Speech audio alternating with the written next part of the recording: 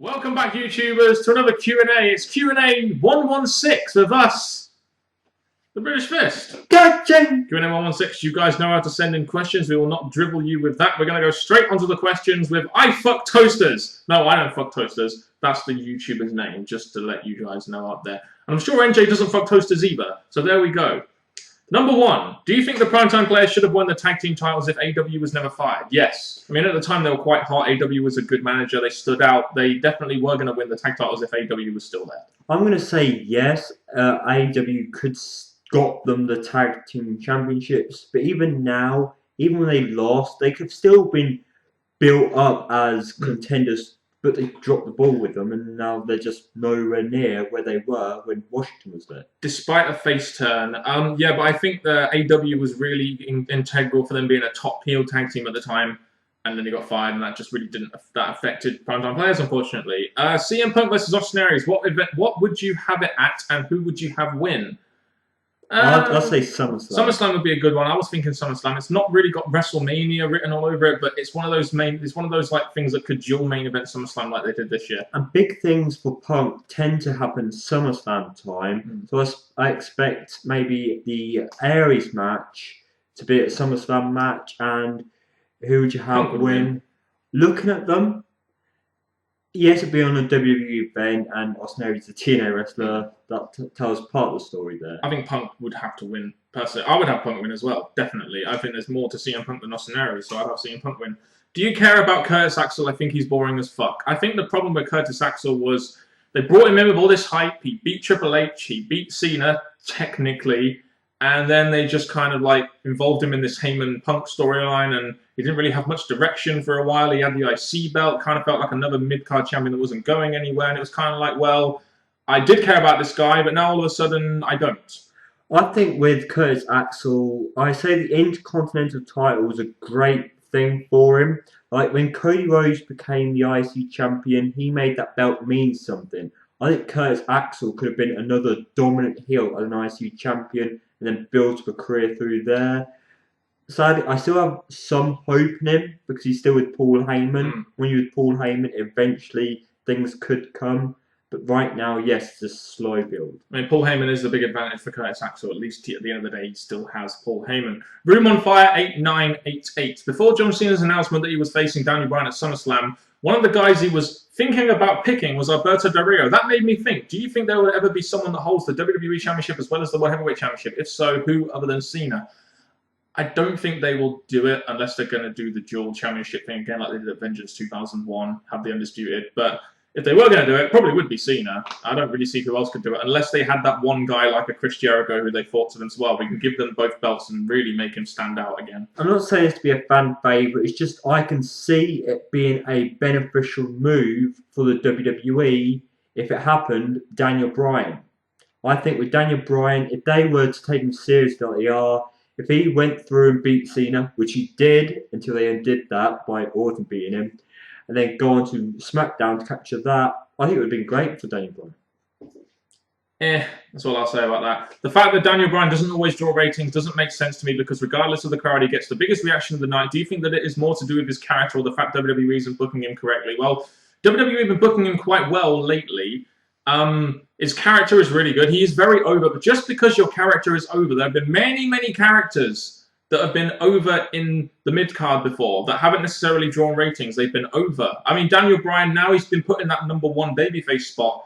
Now he's been put with the Triple H's, with the Randy Ortons, with the Vince McMahons, with the John Cenas. Now, hopefully, fans can draw off that, and now we can hopefully draw some big ratings for the company.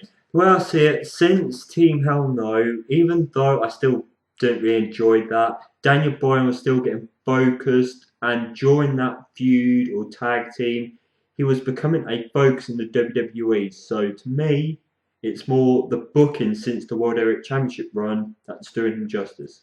J Miners 1234. Could you ever see Triple H working a program with Cody Rhodes or Damian Sandow, putting them over?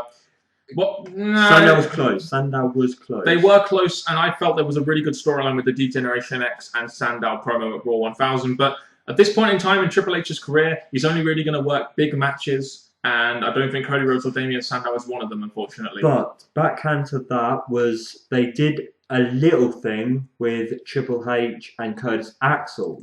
So if Sandow was to go in another program with Triple H, even though they've missed their first opportunity, it could be good. Cody Rhodes, well, we had that thing with DX, with Ted DiBiase, but right now in their careers, I think Triple H is eventually going to step away once he's done with Bryan, just do the odd matches. They won't ever really get involved with each other. I don't think so. They're just too much of a difference there.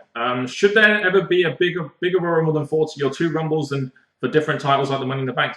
The 2 Rumbles for the different titles. Now that, I don't mind that idea, but I like the idea that the winner of the Rumble can choose which belt he wants to go for. I personally think stick to tradition, yes, because when they started in 40, accepted because they still kept them all in the ring.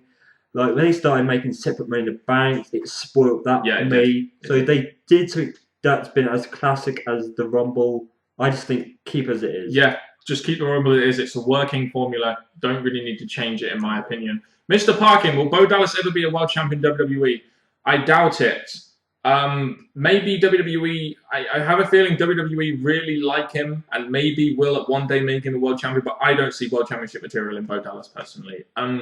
Mr. Trick 1, a very familiar name here at the British Fist. We have seen this numerous times where WWE puts Cena in great money feuds, but not at WrestleMania. Orton Cena and Punk Cena, Cena Edge, and even Brock Cena. Like all WrestleMania worthy matches and feuds wasted on filler. Why so? WrestleMania only really comes around once a year, and you've got the winner of the Royal Rumble. Then, you've got to have feuds for guys like Cena throughout the year as well. So you can't always just expect big money matches for Cena at WrestleMania. You've got to expect some big matches maybe for SummerSlam, Survivor Series, Royal Rumble. You've got to keep them going. I think to keep their spacious different feuds going, some important others, some build up, you need the individual different match types going to different pay-per-views. What do you see happening to TNA now with all the releases and now the release of Doc and even Bruce Prichard? This would have been asked a fair few weeks ago. TNA are trying to shore up their books. They're trying to save money. They're trying to cut costs. And basically, Bruce Prichard didn't want to budge on his contract, so they decided to get rid of him because they maybe wanted to change a direction in their storylines or their writing, possibly. The release of Doc, again, that may have been due to cost-cutting measures, or maybe Doc just didn't want to be part of the company anymore. I mean, it's all stuff we really don't know all too much about because it's mostly speculation. Looking at TNA, I think the fact they did it is of spaced out. They did it all in one go. That could look bad for the fans who've been watching, and all of a sudden a group of wrestlers go. But again, yes, it's all about saving money. Maybe they've got future plans, but they need to get this done in one go. We don't know just yet. Will we finally see your boy, Mr. Parkin, win the world title? Cody Rhodes won't win the world title for a while. He's been irrelevant for quite some time. He would need build-up similar or more to than the build-up he got with the IC Championship to win the world title or a Money in the Bank win, which isn't going to happen now. Maybe not win the title, but if they somehow keep working on the Damien Sandow and Cody Rhodes feud, when Sandow comes champion, nothing stops there being a Damien Sandow Cody Rhodes for the championship. Armstrong2307GA. Question for MJ. This guy's sitting next to me here. I understand you're a big Dexter fan. How do you feel the final season will end? Unless it's already ended, of course. All right, well, for this point right now, it's still going. They're slowly building it up to a big, steady point. Not the best season, but I think there's going to be a tragic ending to either Dexter or his sister. I don't watch it, so I can't comment. Howard Starr. What does Bray Wyatt mean by Kane follow the buzzards? Do you know? At first, when I first heard it, I did question it, but I think it's follow who you should be following, like follow the Wyatt family, because they're the ones who will lead Kane to glory. I think, that's pretty much what I was going to say there, MJ. Do you think WWF booking was better in the early 80s, mid 80s, or late 80s? We wouldn't really know because we weren't watching it back then. I say late 80s when I almost started was entertaining. That's what I say. Fair enough. Deco5757. You're a little bit older than me, so, what can TNA do to turn their viewership results? Is there anything they can do? They tried different things. They're trying the special pay-per-view sort of shows. They tried the open fight night. They tried other little things like gut check. They tried a lot to improve their ratings, but it just seems to me like TNA's brand strength and their lack of marketing is what's affecting TNA's ratings right now. And the Aces and Eights, I feel, is affecting it. Well, Dixie's doing probably the next best thing, which is getting in contact with Vince McMahon and see if she can sort something out there. Because to be honest, all their big ideas, get on the road, we wanted that for a long time. Not really working Live out. didn't work. Like, so to be 4 honest, pay-per-views didn't work. well, 4 was a bit small, Yeah. but her going to Vince is probably going to be the next best thing. Is there anything they can do? Spend more money, but then again, they're cutting costs, so they're not really going to be doing that. And like you said, going live, the going on the road just didn't really work. So is it worth even doing it if it's not affecting the ratings that much? You might as well save money there if they're going to do that. Right now, I can't see what we could advise or we'd suggest. The storylines could maybe branch out a bit further, ones that fans want to see, which was at the time in the past Bobby Roode and James Storm, which could have finished in a better way. Other than that, it's hard to say what we advise. Have you ever watched Aussie Rules football? If not, I highly recommend looking up some AFL highlights. It's more entertaining than wrestling. I have seen Aussie Rules football. I must admit, it is quite entertaining. It's not something I can watch for a hell of a long time. But I think my favourite thing about Aussie Rules is the referees, when there's a goal, the referee goes like this. And it's just really funny. I just think it's really funny. Have you ever watched Aussie Rules? Or you're not a massive sport person, are you? So I doubt you probably not heavily. I've watched the big matches in each different category, but it's just funny. Crew 5150 Timar. Do you both believe in the backstage politics behind Cena being on top? Examples of talent getting popular going downhill. Names like A-Rai, Zack Ryder, even Ryback. Your thoughts? There is obviously some backstage politics there. What we don't really know, because we're not behind the scenes ourselves, whether or not there is backstage politics. But there are rumors that guys like A-Rai got relegated down because they had an argument with John Cena. I think Ryback wasn't really backstage politics. It was more WWE just trying to go one direction with them and then all of a sudden just not really doing it in the best way they could. The way I see it is, once you've made it in the WWE, characters like Vince and Triple H will start to take you seriously. So when you come forward with suggestions and ideas, it'll get taken. Like, I'm pretty sure John Cena does have a mouth backstage. So if he starts complaining, like Orton did to Kofi back at the time, and Anderson. So I think at the time, I think John Cena will have a mouth backstage, and Vince and Triple H would want to make him happy being the top guy. There's no doubt that you have to do a little bit of ass kissing backstage. Any chance the Shield versus the Wyatt family will happen? How would you book it if it happened? They're both two heel factions. I don't really think they should be going anywhere near each other just yet, because they've both got to try and stand out, especially the Wyatt family now being more of a new faction. I think the way I look at this is that, yes, that was the first typical thought, because 3 and 3, there we go. But I think the way to do it, out either one, you'd probably see the Wyatt family probably eventually turning face somehow, while the Shield stay as the dominant heels. But right now, yes, you can't really have the Wyatts versus the Shield because they're both heels, but we'll see what happens in time. Will the WWE get better when John Cena leaves? This is actually quite a relevant question, because now he has left for about 4 to 6 months and they've got a new top babyface in Daniel Bryan. Not bashing Cena, but the Raw where he chose Bryan throughout the night, it was hyped up. Plus, I prefer Randy. Yay, generic on the mic, same kind of match, but he puts over talent. Your thoughts? Well, firstly, Randy won't put over talent because of his second wellness policy and the risk of getting a fur, which meant WWE couldn't really push him as a top guy, even though he's now the top heel for the company. But there is no doubt that when John Cena left, the product, I guess a lot of fans, I haven't watched Raw, but I guess a lot of fans have felt the product has got a lot better simply because John Cena isn't there. The fans needed a bit of a break from Cena. They needed someone different at the top. And obviously, yes, he's recovering well, so it could be short. Now he's in the recovery process. But right now, I'd say that the fact that WWE, if they weren't doing good with Bryan, maybe there'd be a bit concerned on how the WWE is going to work without him. The fact that Bryan's over in the main event scene, it looks like we don't need Cena for a while. So I'd say this is definitely a thing WWE and fans want and need. We'll see how the ratings and the pay-per-view buy rates go in the meantime. Anyway, Supermark Money. How many years do you think John Cena has left in him as the main top guy? Personally, I think 1.5 to 3 years max, and he'll slowly start fading away and putting over talent in the new era. Your thoughts? Well, I'd say Cena.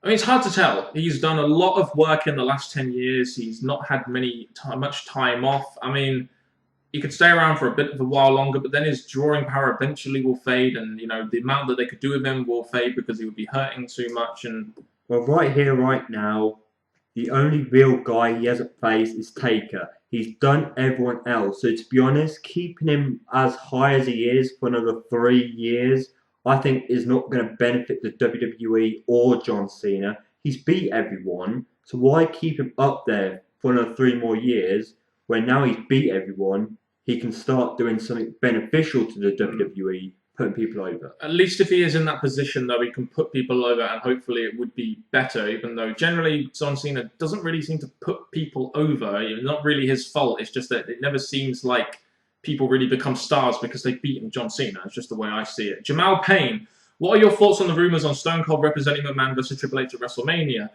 I don't like the idea. I really don't. Stone Cold versus Triple H. I'm sorry. In 2013, no, I don't. I wouldn't want to see that match. I really wouldn't. As much as they brought Brock Lesnar to face Triple H, I think when it comes to WrestleMania, you need as many big matches as you can. And in past videos, we've worked out numerous matches, and to get us every big wrestler involved in a match, Austin would have to be in a separate match. Yeah, and to be honest, if you have Stone Cold versus Triple H as your top match, and they're like representing the McMahons and everything like that at WrestleMania, it would say so little about. It would say so much about your rest of your current roster. It really would. I'd rather see John Cena in that spot, or Daniel Bryan, or someone like that. Really, personally, James Red Devil 66. What are your thoughts on TNA paying talent late? Even Hulk Hogan got paid late. And what do you think of TNA's new X Division title? I think it looks like a shit IC belt with an X on it. Yeah. Obviously, TNA's it's been a big topic in the last couple of months for TNA. The TNA's balances haven't been very good, and people have been paying late. And the new X Division title just looks like the IC Championship had a love child with the NXT Championship. That's the point, because I think maybe they realised that holding a big championship like that was costing them too much. They went for a toy or a cheap thing. But I think that's the problem. The belts can look however they want. It's the presentation of the actual show. And yes, not being paid is going to be causing problems, as we've mentioned earlier, releasing wrestlers. So yeah, at the minute, TNA's got all these failings going on to be built them up later. And you know, if Hulk Hogan's getting paid late, there's something definitely wrong there, brother. Danny Allmark, do you think TNA is in big trouble as they're getting rid of a lot of people and they've got money troubles? Well, I think it would be even worse if they kept the talent and kept losing money, so they're actually putting out the right costs. If you're losing money and the first thing you could do to get money back or to decrease your expenditure or increase the money coming in is getting rid of talent and stuff like that. So they're taking the right means, of course, if they want to stay in business and keep going long term. The sad thing about releasing is that I'm not going to name much names because there may have been new news since before we upload this. Is that people's contracts are also running out, and that is going to shock TNA because if they don't re-sign, we're going to lose big names as well as TNA releasing some. AJ Styles being a big example there. Apparently they're still in negotiations with AJ Styles, and it's about money. And so Anderson could be another small one I've heard. So the fact is, TNA are in trouble, as you can hear. They've released a bunch that shocked some people, especially with the gut checks and that. Now there's contracts running, which no one seemed to go negotiating. So yeah, things are not. Young Buck 455. Do you think TNA should fire Taz and hire Matt Striker to replace Taz?